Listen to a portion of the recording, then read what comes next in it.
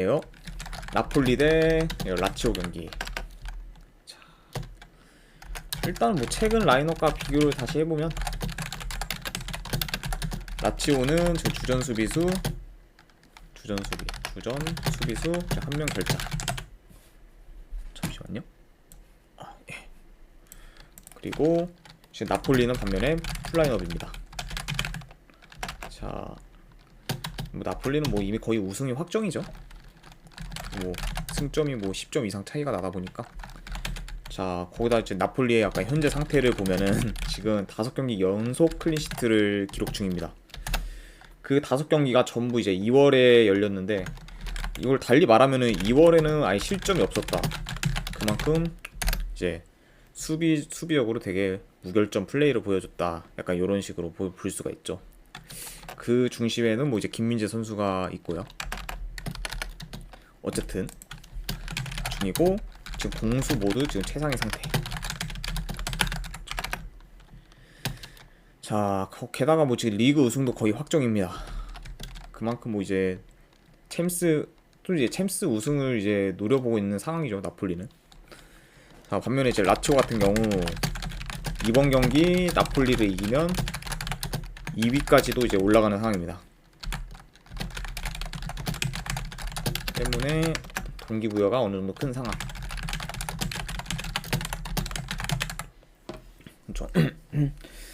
나폴리도 진짜 뭐 아주 잘 나가고 있고, 그러다 보니까 뭐 리그 우승도 거의 확정이긴 한데, 동기부여 측면으로 봤을 때는 솔직히 네, 나폴리보다는 라치오가 좀 더 큰 상황이긴 해요. 아무래도 이거 이기면 이제 2위고, 그리고 나폴리 같은 경우에도 뭐 라치오가 뭐 2위를 가든 말든 승점 차이가 워낙 2위와 많이 벌어졌기 때문에 그렇게 크게 쫓길 것도 없고요. 물론 뭐 이제 전반적으로 약간 보면은 전력, 분위기, 뭐 공수 밸런스 같은 거 여러 가지 경기력 측면에서 지금 뭐 나폴리가 완전 무세하죠, 라치오보다. 하지만 약간 좀 큰 변수라고 하면은,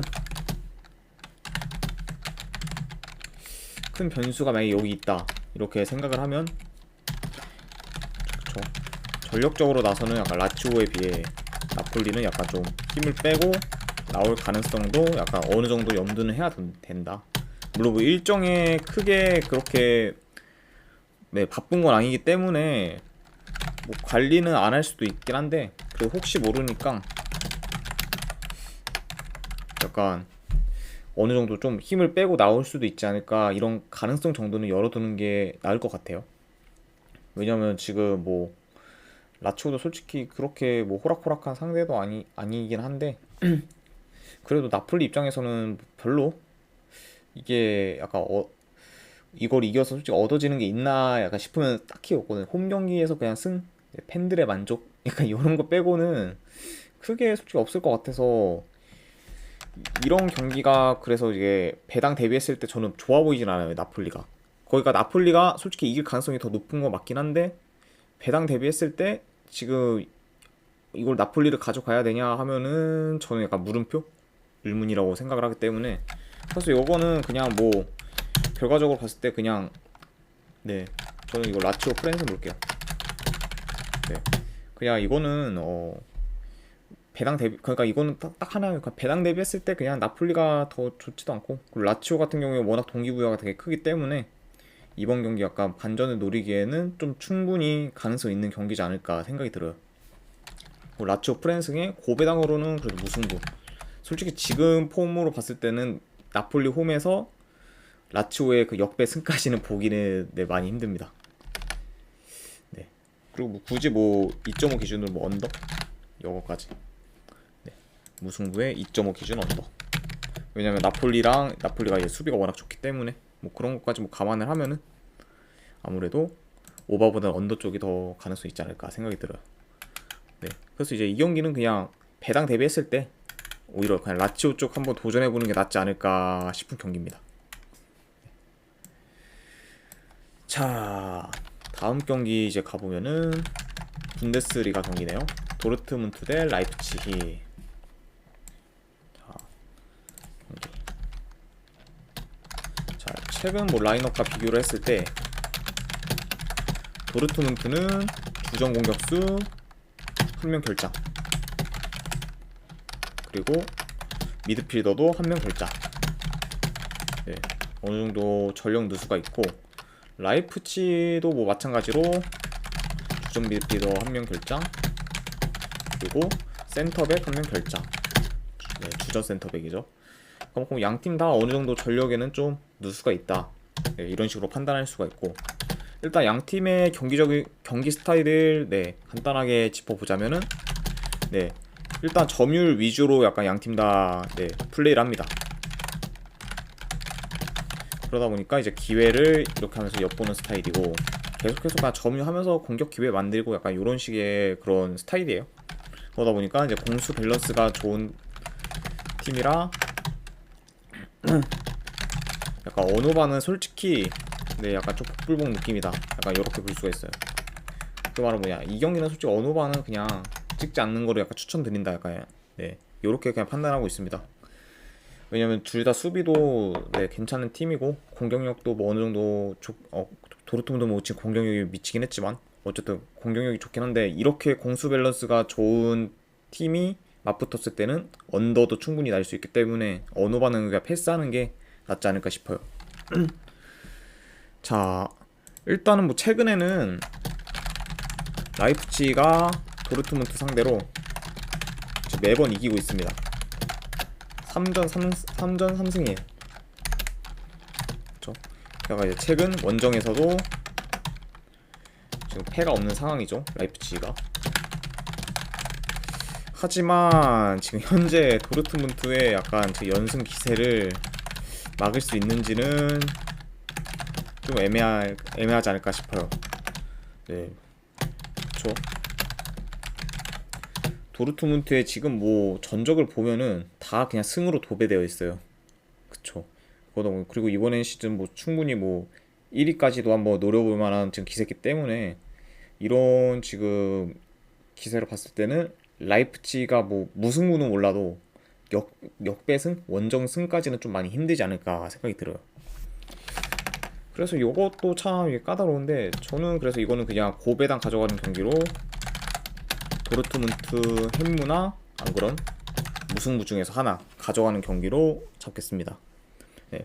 왜냐하면은 지금 뭐 도르트문트가 뭐 만약에 이겨도 라이프치히가 워낙 지금 끈끈하고 네, 그 약간 밸런스가 좋기 때문에 대승까지는 약간 힘들지 않을까, 아무리 홈이라고 해도. 그러다 보니까 고배당으로 한번 도르트문트 승을 보시는 분들은 승보다는 그냥 배당 높은 햄무 한번 도전해보는 경기가 나을 수도 있고, 아니면 라이프치히가 약간 상대전적으로도 약간 도르트문트 상대로 강하고, 그리고 지금 원정에서 패가 없기 때문에 이거 충분히 라이프치히가 반전을 일으킬 수 있다 하시는 분들은 그냥 무승부 한번 가보시는 거 네, 추천드립니다. 그래서 이 경기는 네, 이렇게 보도록 할게요. 도르트문트 햄무의 무승부 보고 넘어가겠습니다. 자, 이제 프랑스 리그죠. 니스 대 이제 오세르. 자, 최근 뭐 3경기 연속 클린시트로 극강의 지금 수비력을 보여주고 있습니다. 주는 이제 니스와, 그리고 지금 2연승으로 저 어느 정도 상승세를 타고 있죠. 오세르의 뭐 맞대결, 이렇게 좀 평가를 하고 싶네요.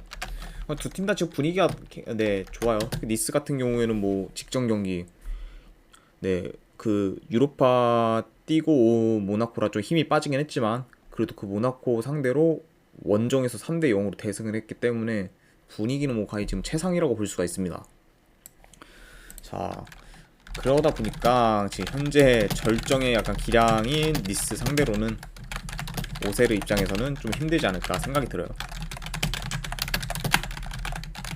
뭐 지금 오세르도 뭐 리옹도 잡고, 뭐 직전에 이제 로리앙 원정에서 또 이기고 해서 뭐 분위기가 지금 상승 곡선이긴 한데, 그래도 현재 지금 최고 폼인 니스 상대로는 좀 힘들지 않을까 생각이 듭니다. 자, 이제 공격적인 측면을 봤을 때 일단 개인기가 좀 뛰어난 선수들이 많은 니스가 지금 뭐 개인기 수비가 취약한 오세르 상대로 어느 정도 효과를 보지 않을까 생각을 합니다. 그 효과 뭐 재미를 보지 않을까 뭐 예상됩니다. 그렇죠. 아무래도 이제 개인기가 좀 뛰어난 선수들이 많다 보니까 개인기 수비가 취약하다 보면은 결국 좀 측면이나 이런 게 좀 뚫릴 가능성도 높고, 그리고 이제 위험 지역에서의 약간 파울, 그쵸, 박스 뭐 바로 바깥치거나 그러면 페널티 박스 안에서의 그런 파울도 어느 정도 가능성이 있기 때문에 이런 거에서 약간 좀 오세르가 수비하는데 좀 고전하지 않을까 생각이 들어요. 아, 이거 죄송합니다. 이거 오세르이라고 되어 있네요. 자, 그리고 뭐 지금 니스가 뭐 전체적으로 봤을 때 공격력도 지금 폭발되어 있고 뭐 수비력도 지금 나쁘지 않다 보니까 니스 쪽을 보는 게 맞다고 생각이 들어요, 전체적으로. 그래서 이것도 분석 결과는 일단 뭐 니스 승 쪽을 보고, 자 이제 햄무냐 마인이냐 이건데, 고배당으로 자, 처음에는 약간 솔직히 마인승을 보려고 했거든요. 네, 마인승 보려고 했는데 최근에, 그리고 오세르의 약간 그래도 어느 정도 상승세인 분위기다 보니까 오세르가 어느 정도 비빈다고 가정을 하면은 그래도 햄무 쪽이 좀 더 가능성이 높지 않을까 생각이 들고, 게다가 배당 역시도 햄무가 훨씬 좋기 때문에 이거는 네, 고민 끝에 그냥 네, 마인스냐 햄무냐, 이거는 저는 그냥 고배당으로 햄무 한번 보도록 하겠습니다. 니스 승의 햄무. 네, 어느 반은 패스할게요, 이 경기. 네, 그래서 이렇게 한번 보도록 하겠습니다. 자, 그 다음 경기가 이제 위트레흐트 대 시타르트 경기네요.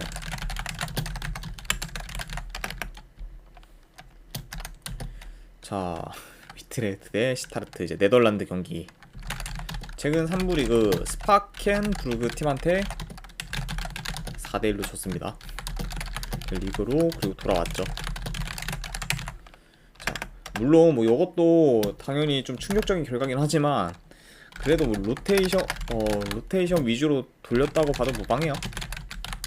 네, 주전 관리는 했다 보니까.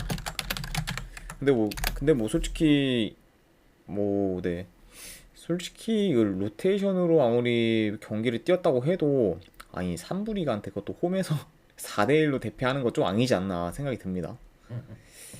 네, 그래서 좀 약간 네, 좀 솔직히 어이가 없죠, 어떻게 보면.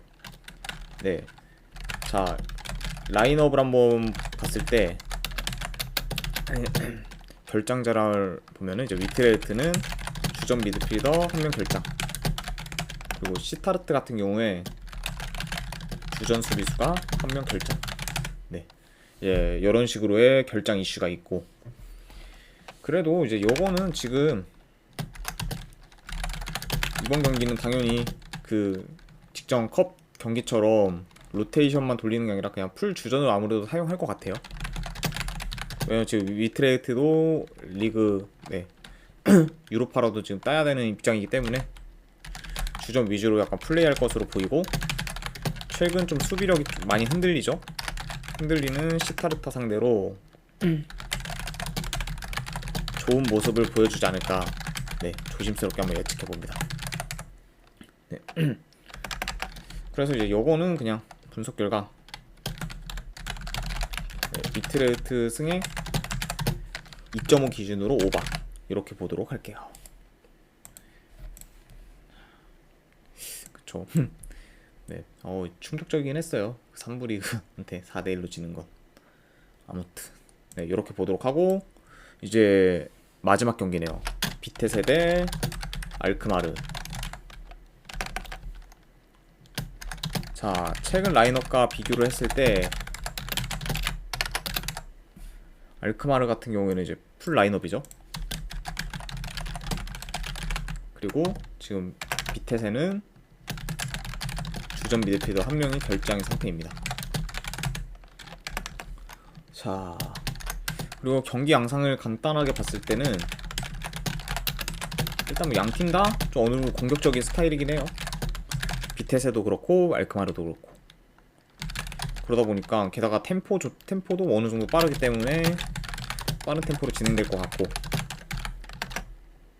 그 비테세는 약간 그 침투 수비가 어느 정도 좀 취약한 편이라 알크마르의 약간 강점 중 하나인 침투가 이제 약간 어느 정도 비테스한테 효과적이지 않을까 예상됩니다.